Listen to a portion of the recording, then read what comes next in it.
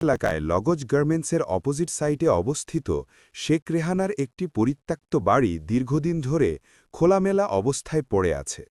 স্থানীয়দের অভিযোগ ৫ অগাস্টের পর থেকে এই বাড়িটিতে প্রতিদিন সন্ধ্যা থেকে গভীর রাত পর্যন্ত চলে মাদক সেবন, কেলেঙ্কারি ও অনৈতিক কর্মকাণ্ড।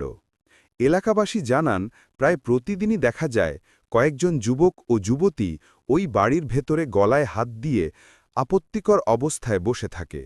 এর ফলে এলাকার পরিবেশ দিন দিন নষ্ট হচ্ছে এবং তরুণ সমাজ পড়ছে বিপথে।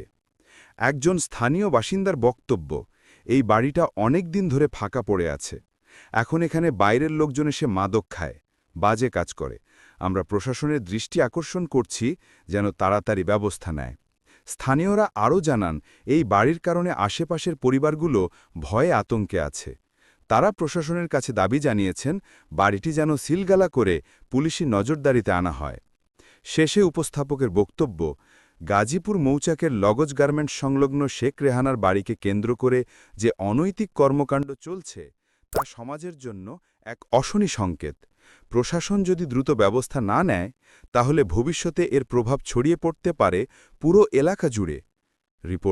স্টাফ রিপোর্টার শাহিনুর ইসলাম শাহিন,